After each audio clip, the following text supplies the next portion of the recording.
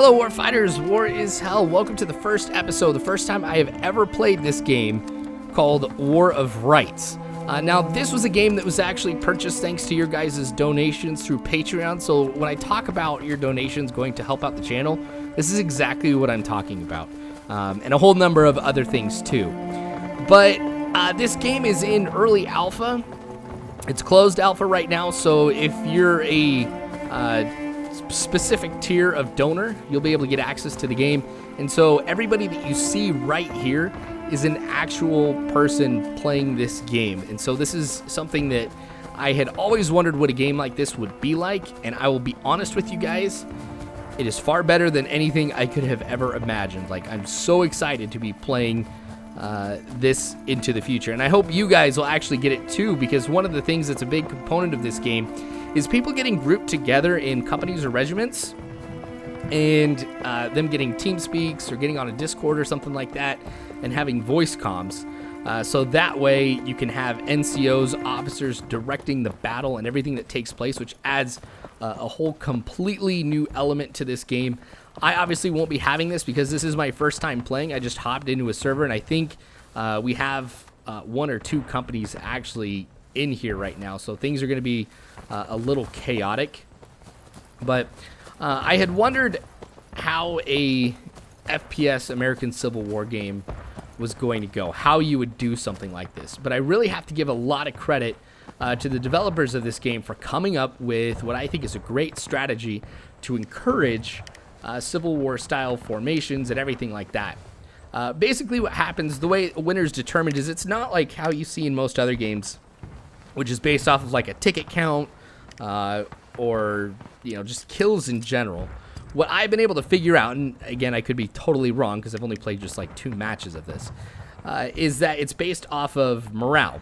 So when you die, and you will die in this, is depending on where you're at, it impacts how much morale is lost when you die. So when you're in formation, like I am right here, then your loss, the penalty is deducted by 80%.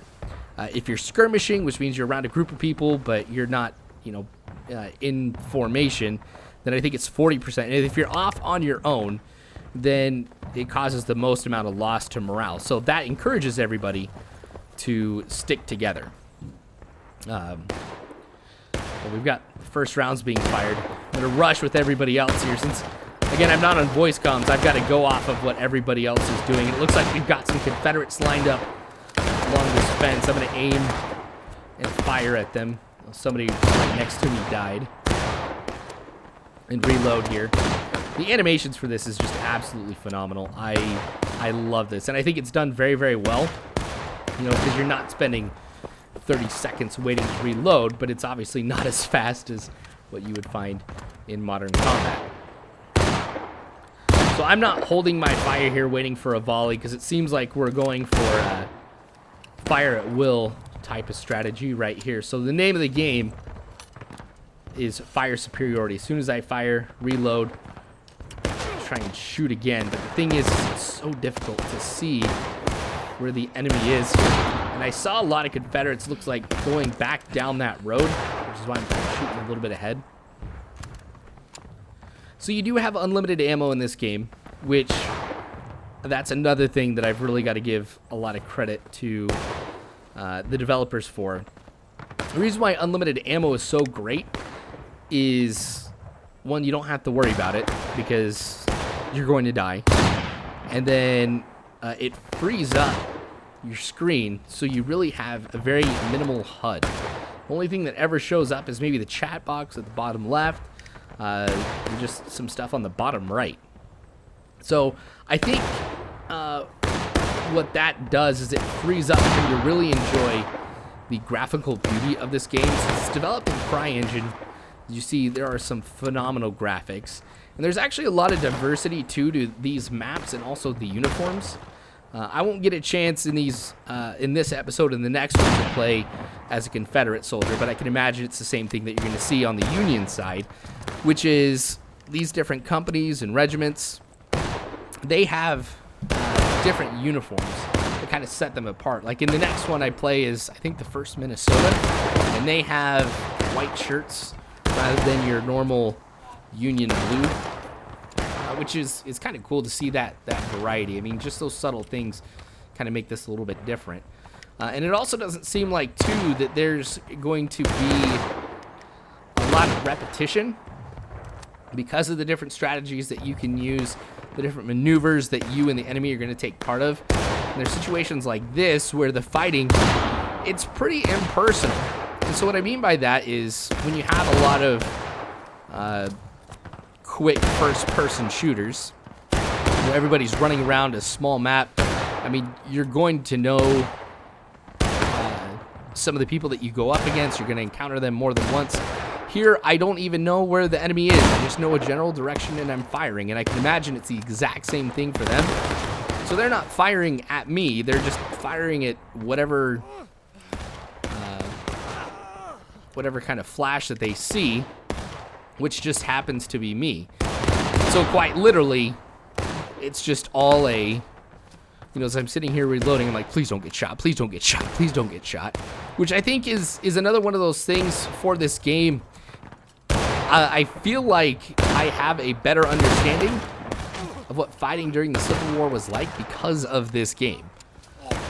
A lot of it because it forces you to use some Civil War tactics, but then, you know, you come to realize what are the advantages of using a volley versus free-for-all. When do you want to attach your bayonet?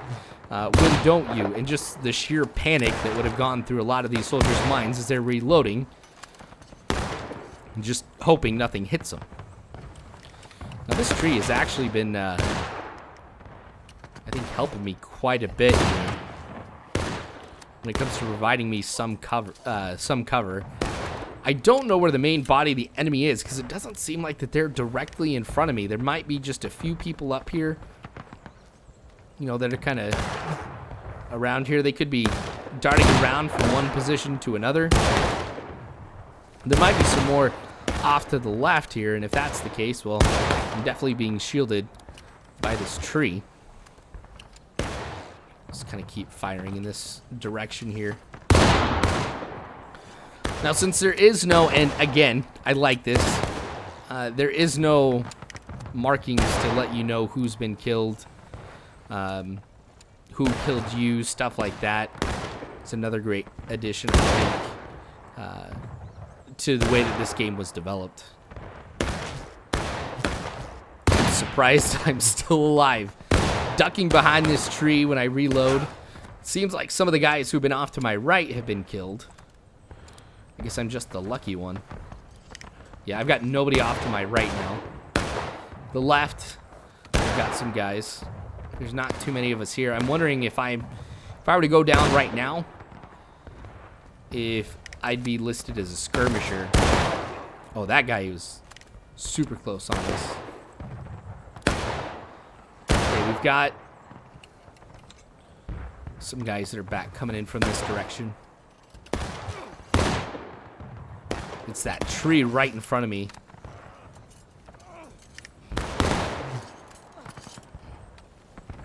I'm pretty sure that there's somebody ducking or moving to the left and right. I thought I saw some other movement back there. Ah, that guy went back behind the tree just in time.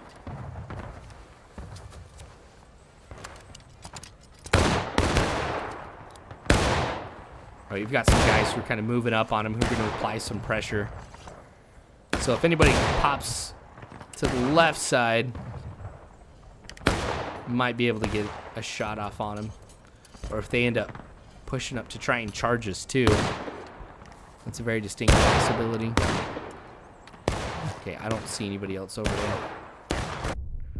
Well, never mind. I bet one of the guys over the tree were one of the dudes who took me out. Now, this is what it ends up showing. Like, see here, it tells you morale loss reduced by 80% because I was in formation with everybody else. Different statuses, of course, impact morale differently. All right, so I'm actually chatting down here, basically asking about communications. And so this is kind of where I find out that some of the different units will have their team speak, stuff like that. I need to figure out what it takes to actually join one. I'm sure it's on War of Rights' website is where you're going to find that. But, I mean, see, this is one of those things that I wish, you know, one of the few things that make me wish I was a larger YouTuber, because then I could be like, hey, guys, let's start one. And then we have a sufficient amount of people who kind of join up. We have our own little group going. I'm going to stick with this guy, though, because I'm pretty sure I know where the engagement's taking place, but I do want to stick with him. Because this road, I'm pretty sure, is the same road that we saw the Confederates lining up along the fence at the very, very beginning. So if that's the case, we just have to follow them. Or follow this road to get back to where everybody else is. Okay, so now there's 3 of us. This is where I think if I get hit, it counts as a skirmish versus being in formation. But we shouldn't be that far away. It sounds like I can hear some of the firing coming from right in front of us, and it's getting louder and clear. There's some guys over by that tree. Looks like we got an NCO or an officer up here. Okay, sweet. Moving up. Alright. Oh, man, I forgot to reload. That's one of the things I gotta remember is every time that I go ahead and spawn, I do need to reload, because times like this that I did nothing. Could have skipped through it, but I decided not to. Up at the top, by the way, it kind of tells you where you're at with morale. You could see, or you probably saw the Confederates were listed as engaged, and Union was taking losses. So they're definitely in the lead right now, having sustained not just less casualties, but probably more quality casualties than us. Okay, so I'm going to run up here solo. But there's a lot of cool things as far as movement goes to this game that they've done too. For example, to march at the double quick, there's a different button.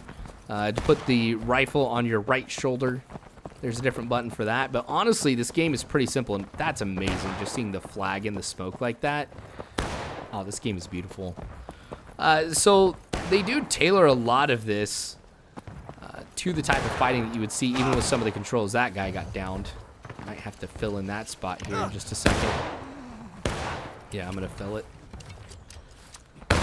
Where's the firing coming from, though? That's just the part that worries me. You got to be very strategic, obviously, with when you fire, because since it takes some time for you to reload, I mean, you want to fire at something that you feel confident is in the general direction of the enemy. Now, I see some of the guys have their bayonets on. Oh, that guy's going forward. He's going to be our little scout here. If he gets fired at or fires at somebody, then we know that there's some enemy up there. Oh. Was that at him, though? Oh, there was somebody kind of running out at us. I know it's probably difficult for some of you guys to kind of see what's going on. But honestly, it's the same way for me.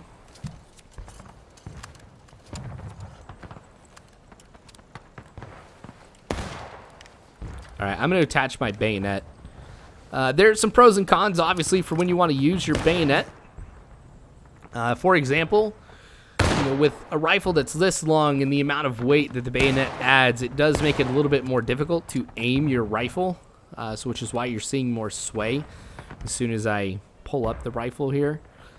Now, obviously, if the enemy is going to be charging us, which I suspect might occur here at any moment, it's good to have your bayonet. I mean, you can just go around and swing your rifle, just trying to hit him with the butt of the rifle, but a bayonet obviously is going to be a lot more lethal. Enemy over here. I'll stay low so that way somebody can fire on top of me, file and rank, if that's what we needed to.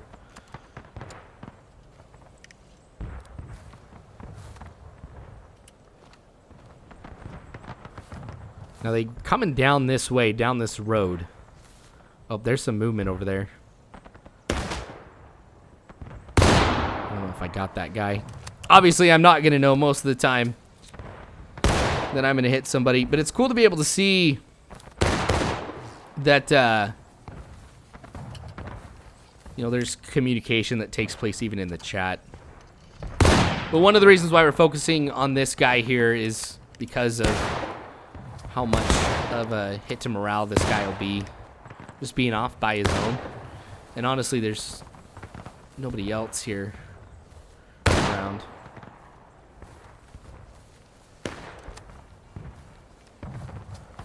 That guy's rifle's right in my face. I'm going to move over to the left a little bit.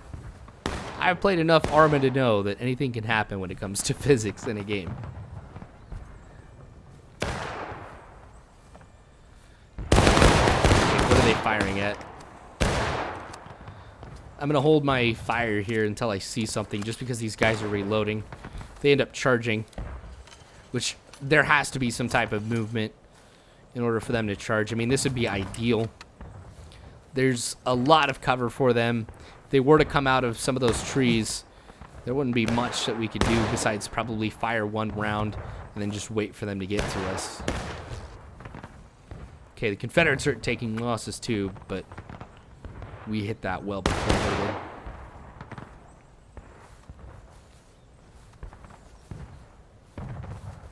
Alright, this is getting eerily quiet.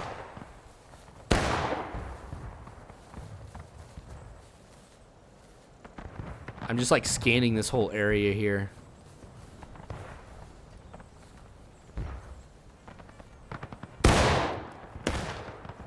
They're firing at something, but we're not taking any return fire. I mean, this is one of those times where it's like, do I just blindly fire and hope to hit something? Oh, there's somebody out there in the open. Did we get him?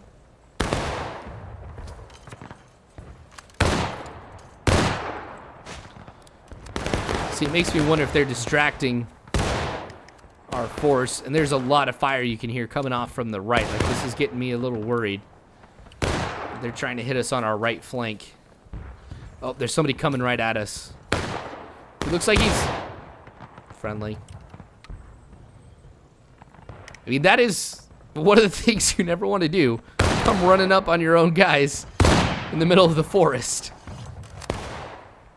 I mean, it's tough to be able to pick people out. That was a first sergeant, too.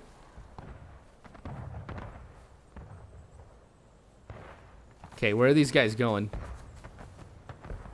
Oh, they're coming off to this right side, and there's fire taking place. Oh, we've got Confederates up close. Oh. Got him. Alright, at least I know I got one kill this game. Alright, I'm not going to reload because of the 15 seconds or so it takes. It's time to charge at these guys with my bayonet. This is why I had the bayonet in the first place. Come on! I don't know what the range of this thing is. Okay. Come on. Ah, that guy's running away. This is the first time I've ever had to do this. Oh, it's so embarrassing, but at least he didn't get the flag bearer. And then, oh, nice. He got the last one, so I'm pretty sure we held here.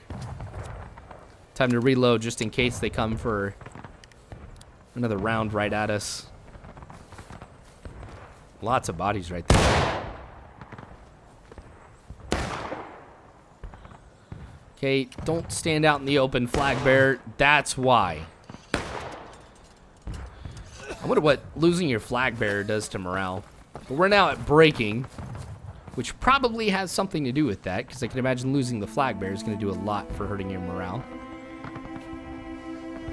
So I don't think this is one we're going to be able to end up winning. I do want to split between Union and Confederates. But every time that I've played this, I've actually found it really hard to join as a Confederate. Just because it seems to be what most people go for. I'm dead. And that's actually going to be it here for this one. Wow. This was actually pretty sweet. I'm so excited to be able to do more of this. So again, tell me if you enjoyed this. Like the video if you enjoyed what you saw. Subscribe to the channel for more of this because I definitely want to play it. And again, this is what your Patreon money goes to, so please continue to support me however you can to get this type of stuff. It goes a long, long way, as you can see, and provides a lot for the community. Also, join the Discord as well to join in our conversation on this and all the other stuff pertaining to the War is Hell channel. But thanks again for watching, you guys. I sure do appreciate it. War is Hell. You don't have to worry because Warfighters, I've got your six.